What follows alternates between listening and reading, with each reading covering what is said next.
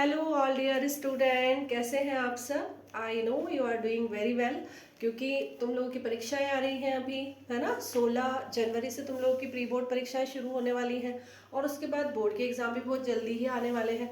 तो मुझे पता है कि आप लोग बहुत अच्छे से आप लोग की तैयारी कर रहे होंगे। लेकिन बहुत सारे बच्चों की मेरे पास रिक्वेस्ट आ रही थी कि मैडम प्लीज़ आप हमें ऑनलाइन पढ़ा दीजिए या ट्यूशन पढ़ा दीजिए। तो बेटा आप लोगों को पता है अच्छी तरह से कि मैं आप लोगों को ट्यूशन नहीं पढ़ा सकती, क्योंकि मेरे पास ऑलरेडी टाइम नहीं होता है। मैं शाम को लेट आती हूँ, सुबह भी थोड़ा सा काम, तो फिर इसीलिए फिर मैंने ये आइडिया निकाला कि चलिए ठीक है, मैं आप लोगों के लिए वीडियो बना देती हूँ, ताकि आप लोग जो भी आपके हार्ड पॉइंट्स हैं, जो भी कंसेप्ट हैं, उनको आप लोग ये वीडियो के माध्यम से समझ पाएंगे। ठीक है, तो बेटा अभी अपन लोगों को पता है अच्छी तरह से कि हमारे पास समय बहुत कम है। अभी जस्ट प्री बोर्ड आने वाली है, आज 12 तारीख हो गई है और 16 से आप लोग के प्री बोर्ड एग्ज़ाम शुरू है। और आई थिंक पहला पेपर अपना इकोनॉमिक्स का ही है और इसके बाद बोर्ड एग्ज़ाम भी बहुत जल्दी आने वाली है। तो मैं आप लोगों के लिए चैप्टर वाइज वीडियोस शायद अभी नहीं बना पाऊँगी, समय कम है। तो मैं ये सोच रही हूँ कि आप लोगों को मैं क्वेश्चन वाइज आप लोगों के लिए वीडियो बना दूँ। जैसे हमारे जो पेपर में जो पैटर्न है उसके अकॉर्डिंग 2 मार्क्स के क्वेश्चन, 3 मार्क्स के क्वेश्चन और 4 मार्क्स के जो क्वेश्चंस आते हैं, उनमें जो इम्पोर्टेंट क्वेश्चन है उनमें उनको मैं आप लोगों को अच्छी तरह से समझा दूँ। तो उसमें दो काम हो जाएंगे। एक तो ये कि सारे इंपॉर्टेंट क्वेश्चन भी आप लोगों को मिल जाएंगे और दूसरी बात ये कि जितने भी इंपॉर्टेंट क्वेश्चन है उन सबको मैं आप लोगों को समझा दूंगी, तो कॉन्सेप्ट सारी वैसे ही आपकी क्लियर हो जाएंगी। उसके बाद जब भी नेक्स्ट टाइम मुझे समय मिलेगा तो फिर मैं चैप्टर वाइज आप लोगों के लिए वीडियो क्रिएट करूंगी। ठीक है बेटा, तो आज की वीडियो हम शुरू कर रहे हैं। और सबसे पहले हम लोग ये देख लें कि अपना जो कोर्स है अभी 12th का, उसमें 2 बुक्स हमारे पास हैं। मतलब जो हमारा अर्थशास्त्र जो विषय है अभी 12वीं में, वो 2 भागों में विभाजित है। एक है हमारा व्यष्टि अर्थशास्त्र और एक है समष्टि अर्थशास्त्र। ठीक है, तो अब ये जो दोनों बुक है, इन दोनों में हमारा जो पेपर है वो 80 मार्क्स का आता है। तो पर सब्जेक्ट कितने कितने मार्क्स हम लोगों को वेटेज मिला हुआ है वो हम यहाँ पे देखेंगे, और पेपर का पैटर्न क्या है और किस यूनिट से हमारे कितने नंबर आ रहे हैं, कितने नंबर के क्वेश्चन आ रहे हैं, सबसे पहले हम ये देखेंगे। क्योंकि आप लोग पढ़ाई तो कर रहे हो लेकिन उसका डायरेक्शन सही होना बहुत ज़रूरी है, ताकि हम कम से कम समय में बेहतर स्टडी कर सकें और अच्छे नंबर ला सकें। तो ये सारी चीज़ें जो है वो मैं आने वाली वीडियो में आप लोग को बताऊंगी कि किस तरह से लिखने का तरीका होना चाहिए जिससे कि हमें अधिक से अधिक मार्क्स मिले, क्वेश्चनों को किस तरह से अटेम्प्ट करना है, किस तरह से सिलेक्ट करना है। 2 क्वेश्चन हमें दिए गए हैं तो उनमें से हम कौन सा क्वेश्चन सिलेक्ट करें अगर हमें दोनों आ रहे हैं, कि हमें बेहतर मार्क्स बोर्ड में मिल पाए। तो ये जो सारी चीज़ें हैं उनको मैं सबको आने वाली वीडियोस में आप लोगों को बताऊंगी। अभी सबसे पहले हम लोग ये देख लेते हैं, बात करते हैं व्यष्टि अर्थशास्त्र की। तो व्यष्टि अर्थशास्त्र में कुल मिला के 6 यूनिट में ये हमारा विषय विभाजित है, डिवाइड है। और अब इन 6 यूनिट में से कितने यूनिट में से कितने मार्क्स के क्वेश्चन आ रहे हैं वो हम सबसे पहले देख लेते हैं, क्योंकि ये बहुत इंपॉर्टेंट चीज़ है ना, कि हमें पता होना चाहिए कि किस यूनिट से कितने मार्क्स के क्वेश्चन आ रहे हैं। हम उसी के अकॉर्डिंग उस यूनिट को हम टाइम देंगे। ठीक है, तो सबसे पहले व्यष्टि अर्थशास्त्र में अगर बात करें तो परिचय की ये जो फर्स्ट यूनिट है ये 4 नंबर की आ रही है। देन फिर उपभोक्ता के व्यवहार का सिद्धांत, ये यूनिट सेकेंड यूनिट है जो कि आपके 15 नंबर की आ रही है। उसके बाद थर्ड यूनिट है हमारी उत्पादन तथा लागत, ये हमारे 10 मार्क्स का आ रहा है। पूर्ण प्रतिस्पर्धा की स्थिति में फर्म का सिद्धांत, ये फोर्थ यूनिट है और ये 5 मार्क्स की आ रही है। देन फिर बाजार संतुलन, ये जो यूनिट है ये हमारी 6 मार्क्स की आ रही है। इस तरह से अगर हम देखें तो व्यष्टि अर्थशास्त्र में हमारी 5 यूनिट बन रही हैं टोटल, और इन पांचों यूनिट में इन सारे अंकों को अगर हम जोड़ते हैं तो 40 मार्क्स हो रहे हैं। कुल मार्क्स कितने हो रहे हैं? 40 मार्क्स। और हमारा पेपर कितने नंबर का आ रहा है? 80 मार्क्स का। ठीक है, तो एग्जैक्ट 50% जो है वो हमारा व्यष्टि अर्थशास्त्र से आ रहा है। अब इसी प्रकार से हम समष्टि अर्थशास्त्र की बात कर लेते हैं। तो समष्टि अर्थशास्त्र में भी सबसे पहली जो यूनिट है वो है हमारी परिचय। परिचय मतलब किसका? समष्टि अर्थशास्त्र का परिचय। ये 2 मार्क्स का आ रहा है हमारे। देन सेकेंड यूनिट है राष्ट्रीय आय का लेखांकन, ये 8 मार्क्स का आ रहा है। मुद्रा और बैंकिंग, ये हमारी 6 मार्क्स की आ रही है। 4th यूनिट है आय और रोजगार का निर्धारण, ये 12 मार्क्स की आ रही है। उसके बाद फिर 5वीं यूनिट है हमारी सरकारी बजट और अर्थव्यवस्था, ये 6 नंबर की आ रही है। 6ठी यूनिट है खुली अर्थव्यवस्था और समष्टि अर्थशास्त्र, ये हमारा 6 नंबर का आ रहा है। ठीक है, इस तरह से ये जो समष्टि अर्थशास्त्र है इसकी टोटल 6 यूनिट है और इन 6 यूनिट के सारे नंबर को अगर हम टोटल करते हैं तो ये भी 40 मार्क्स हो रहे हैं। ठीक है, तो अब हमें ये बात समझ में आ गई है कि दोनों ही बुक्स जो हैं उनसे हमारे 40 मार्क्स के क्वेश्चंस आ रहे हैं। ठीक है, तो इक्वली दोनों जो है वो हमारे लिए इम्पॉर्टेंट है ना। अब एक चीज़ मैं आप लोगों को बता दूं कि मैं ये बुक आप लोगों को क्यों दिखा रही हूँ। ठीक है, ये जो बुक है ये एनसीईआरटी की बुक है, ये हमारी गवर्नमेंट से जो हमें बुक मिलती है वही बुक है और मुझे ये पता है कि बच्चे बुक्स से स्टडी नहीं कर रहे हैं एनसीईआरटी की बुक से, फिर जब पेपर आता है तो फिर आप लोग बोलते हो कि ये क्वेश्चन कहाँ से आया, ये क्वेश्चन कहाँ से आया।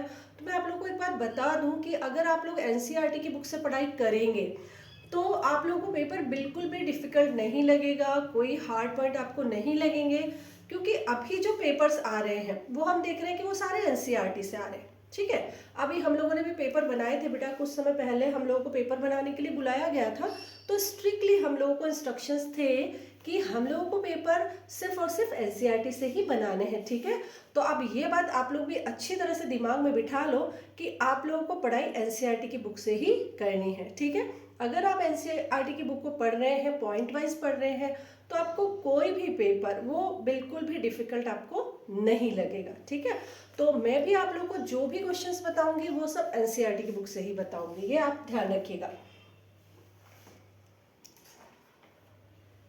चलिए, तो जैसा मैंने आप लोगों को बताया कि मैं अभी आप लोगों को चैप्टर वाइज नहीं पढ़ा पाऊंगी, मैं आप लोगों को क्वेश्चन वाइज पढ़ाऊंगी। ठीक है, तो अब क्वेश्चन में हमारे सबसे पहले तो ये कि हमारा जो पेपर आता है उस पेपर में स्टार्टिंग में हमारे जो 5 क्वेश्चन आते हैं वो 5 क्वेश्चन हमारे आते हैं 1 मार्क्स के। ठीक है, उन पे एक वीडियो हम बिल्कुल अलग बनाएंगे। अभी मैं यहाँ पे जो शुरुआत कर रही हूँ वो मैं 2 मार्क्स के क्वेश्चन से कर रही हूँ, क्योंकि देखिए 32 मार्क्स के क्वेश्चन हमारे 1 नंबर वाले आते हैं और 10 प्रश्न जो हैं वो हमारे 2 नंबर वाले आते हैं। 10 प्रश्नों का मतलब है 20 नंबर। ठीक है, और ऐसे बच्चे जो मतलब बहुत ज़्यादा वीक है पढ़ने में, या जो अभी हाफ ईयरली एग्जाम में जो पास नहीं हो पाए थे या बहुत कम अगर नंबर आए हैं, तो ऐसे बच्चे अगर ये 2 मार्क्स के क्वेश्चंस को अच्छे से कर लेते हैं, 1 मार्क्स के क्वेश्चन को अच्छे से कर लेते हैं, छोटे छोटे क्वेश्चन को भी, तो भी एटलीस्ट आप लोगों के पास होने की कंडीशन तो बन ही जाती है। ठीक है, तो अभी मैं यहाँ पे आप लोगों को 2 मार्क्स के क्वेश्चंस को पहले बताऊंगी, उसमें सारे इंपॉर्टेंट क्वेश्चन भी बताती जाऊंगी और उन सबको समझाती भी जाऊंगी आप लोगों को। ठीक है, तो आप लोग इन क्वेश्चंस को राइट डाउन कर सकते हैं और उसके बाद जो मैं समझा रही हूँ तो इससे आप लोग समझ सकते हैं, इससे आपको जल्दी याद हो जाएगा। और 2 मार्क्स के क्वेश्चन सारे खत्म होने के बाद फिर मैं 3 मार्क्स और 4 मार्क्स के क्वेश्चंस के लिए वीडियो बनाऊंगी। ठीक है बेटा, तो शुरू करते हैं। ये क्वेश्चन रैंडम है, ऐसा नहीं है कि पर्टिकुलर चैप्टर से ही आपको सारे क्वेश्चन स्टार्टिंग में मिलेंगे, ऐसा नहीं है। मैंने सारे इंपॉर्टेंट क्वेश्चन जो पिछले सालों में पूछे गए हैं या और जिनके पूछे जाने की संभावना है, मैंने उन सबको यहाँ पे मिक्स करके लिखा है आप लोगों के लिए। तो मैं क्वेश्चन पढ़ती जाऊंगी और उसका मीनिंग भी आप लोगों को बताती जाऊंगी। कितने क्वेश्चन आज की वीडियो में कवर हो पाते हैं, फिर नेक्स्ट हम लोग आगे से शुरू करेंगे। तो सबसे पहला क्वेश्चन जो मुझे यहाँ पे दिखाई दे रहा है वो है मांग से क्या आशय है।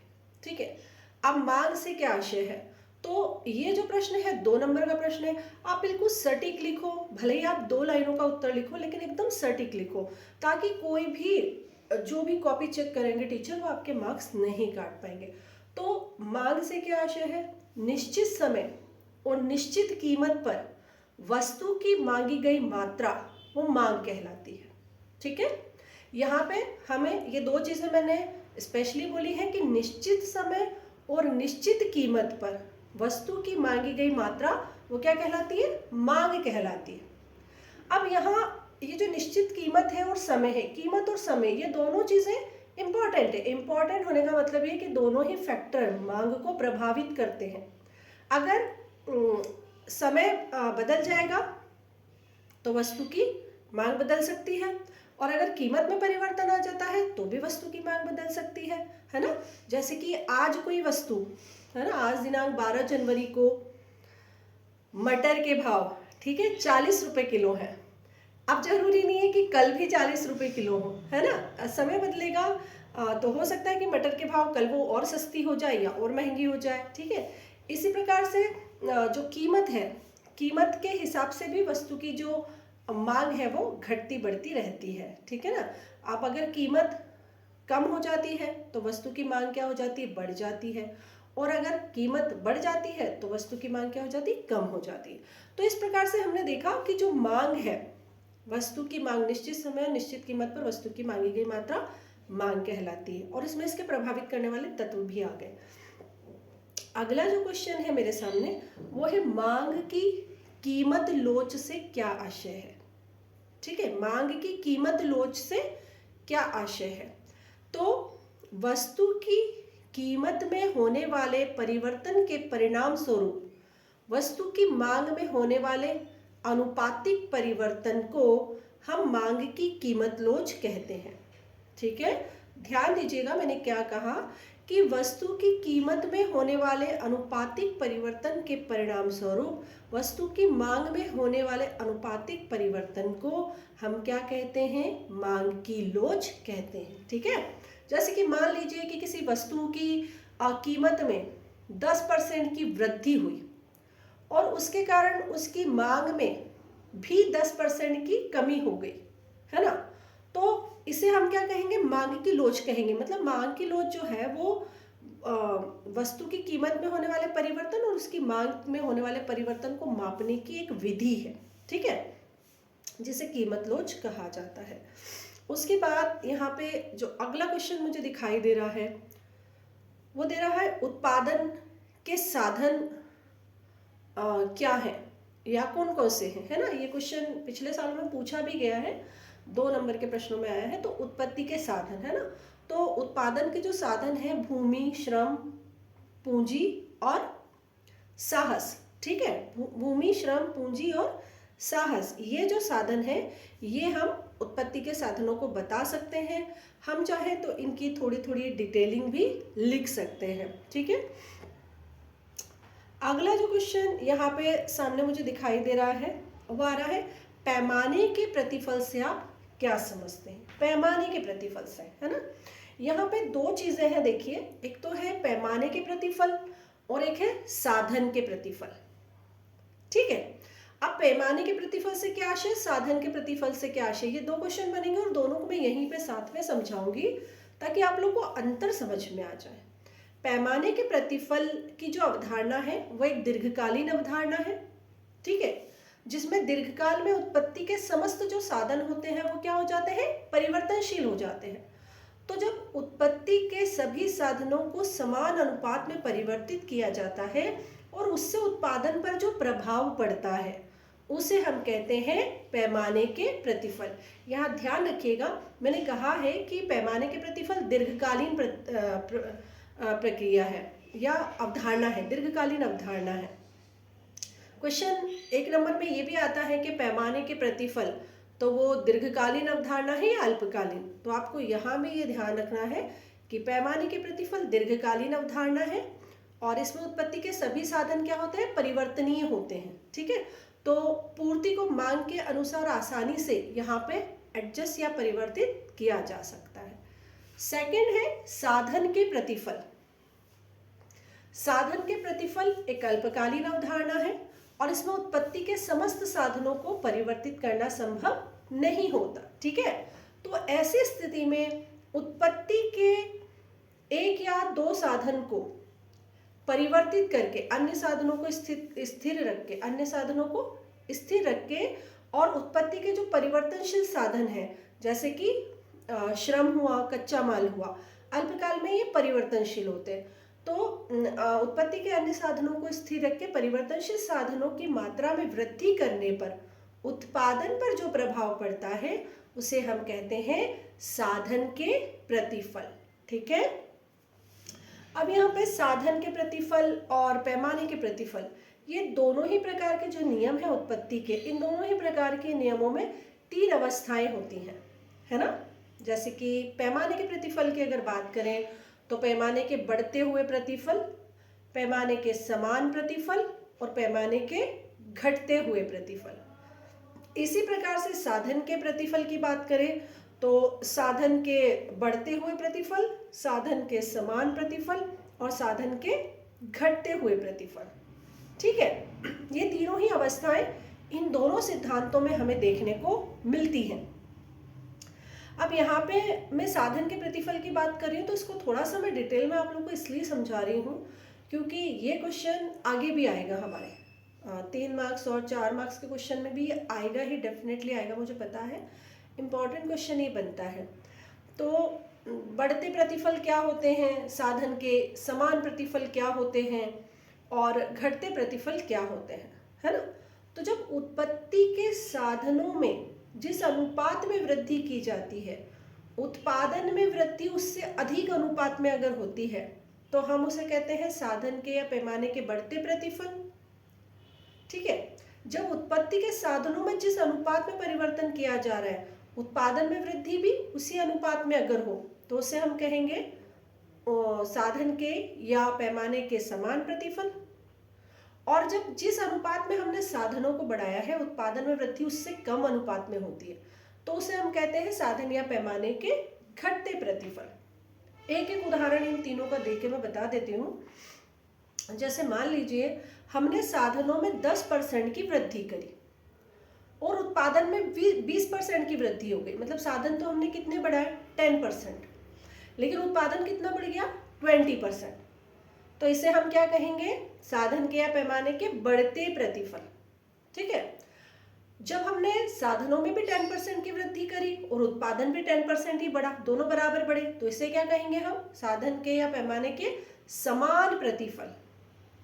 और जब हमने साधनों को तो 20% बढ़ाया लेकिन उत्पादन हमारा केवल 10% बढ़ा, तो इसे अब हम क्या कहेंगे, साधन के या पैमाने के घटते प्रतिफल, कि जितने हमने साधन बढ़ाया उससे उत्पादन में कम अनुपात में वृद्धि हुई है। ठीक है, तो ये तीनों प्रकार की स्थितियां जो है यहाँ पे क्लियर हो गई हैं। और ये जो स्थितियां मैंने बताई हैं ये दोनों नियमों की बताई है मैंने, उत्पत्ति के जो दोनों नियम है, अल्पकालीन और दीर्घकालीन। ठीक है, पैमाने के प्रतिफल और साधन के प्रतिफल, ये दोनों में ही ये जो अवस्थाएं हैं ये पाई जाती हैं।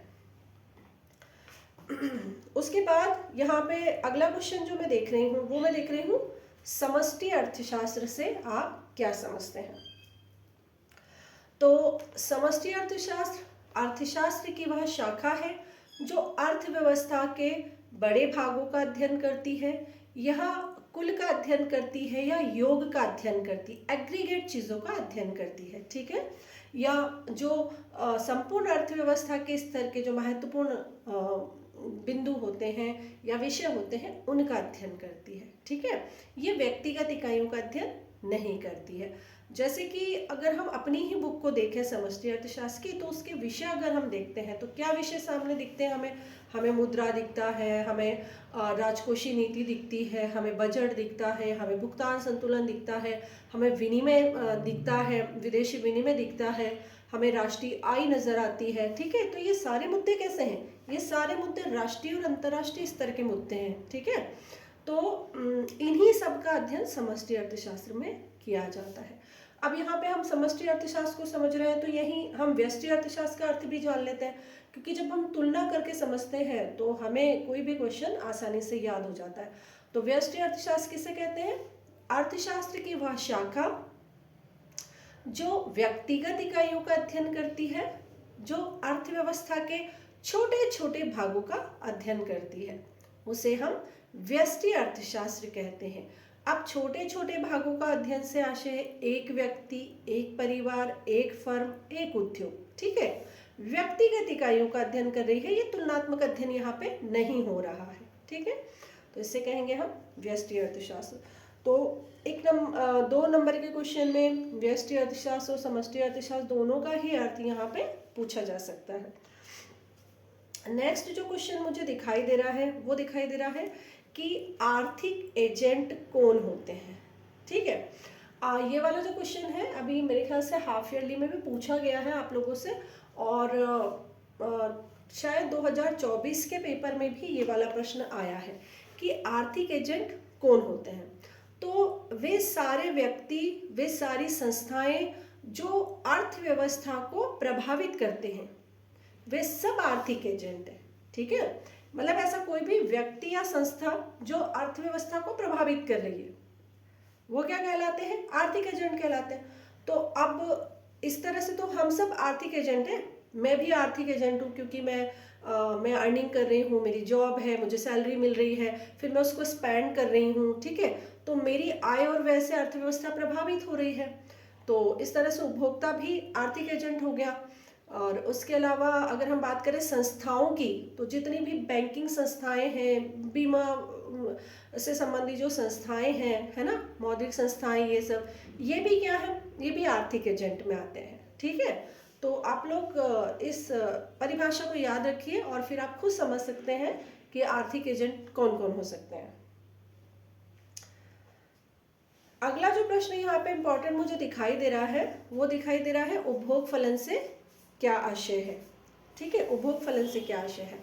तो आय में परिवर्तन के परिणाम स्वरूप उपभोग के स्तर में होने वाला परिवर्तन, वो क्या कहलाता है? उपभोग फलन कहलाता है। ठीक है, ध्यान रखिएगा, उपभोग और बचत, इन दोनों का संबंध सीधा किससे होता है? आय से होता है। अगर आपकी आय बढ़ेगी तो उपभोग भी बढ़ेगा, और आय कम होगी तो उपभोग घट जाएगा। ठीक है, इसी प्रकार से बचत और आय का भी दोनों का सीधा संबंध होता है। अगर आपकी आय बढ़ी तो बचत बढ़ेगी, और आय कम हुई तो बचत भी कम हो जाएगी। ठीक है, तो यहीं पर बचत फलन भी यहाँ पे मैंने आप लोग को समझा दिया। जिस प्रकार से उपभोग फलन से आशय कि आय में परिवर्तन के परिणाम स्वरूप उपभोग में होने वाला परिवर्तन, वो उपभोग फलन कहलाता है। इसी प्रकार से बचत फलन की आय में परिवर्तन के परिणाम स्वरूप बचत में होने वाला परिवर्तन जो है, वो क्या कहला रहा है? बचत फलन कहला रहा है। ठीक है, और दोनों में किस प्रकार के संबंध पाए जा रहे हैं वो मैंने आपको बता दिया। दोनों में कैसे? सीधे सकारात्मक संबंध पाए जा रहे हैं। आय बढ़ रही है तो उपभोग बढ़ रहा है, और आय बढ़ रही है तो बचत भी बढ़ रही है। ठीक है, तो इस तरह से भी क्वेश्चन आप लोगों से पूछे जा सकते हैं। जब हम किसी कंसेप्ट को समझते हैं, क्लास में समझे हम या कहीं भी समझे, तो ऐसा नहीं कि वो पर्टिकुलर क्वेश्चन ही अगर आ रहा है तो ही हम उसका आंसर दे पाए। जब हम कॉन्सेप्ट्स को समझते हैं ना, तो हम उससे रिलेटेड आने वाले अदर क्वेश्चंस को भी सॉल्व कर पाते हैं। ये एक बहुत अच्छी बात होती है, इसीलिए क्लास अटेंड करना बहुत ज़रूरी होता है। तो नेक्स्ट जो क्वेश्चन है वो है उत्पादन संभावना वक्र क्या है। ठीक है, तो इस क्वेश्चन को आप देखिए, उत्पादन संभावना वक्र क्या है। उत्पादन संभावना वक्र दो वस्तुओं के ऐसे विभिन्न संयोगों को बताता है जिन्हें दिए गए साधनों द्वारा उत्पादित किया जा सकता है। परिभाषा को एक बार फिर से सुन लीजिएगा कि उत्पादन संभावना वक्र दो वस्तुओं के ऐसे विभिन्न संयोगों को बताता है जिन्हें दिए गए साधनों से उत्पादित किया जा सकता है। अर्थात उत्पादन संभावना वक्र में ये मान लिया जाता है कि हमारे पास उत्पत्ति के साधन कैसे हैं? सीमित है, फिक्स है, उनमें हम किसी तरह की कोई वृद्धि नहीं कर सकते। और जो साधन हमें दिए गए हैं, उन साधनों से हम दो प्रकार की वस्तुओं का उत्पादन कर सकते हैं। मान लीजिए वो x और y होगी। ठीक है, तो या तो हम ये करें कि उन सारे साधनों को निकाल के x के उत्पादन में लगा दें। अगर हम ऐसा करते हैं तो y की हमें क्या संख्या मिलेगी? 0।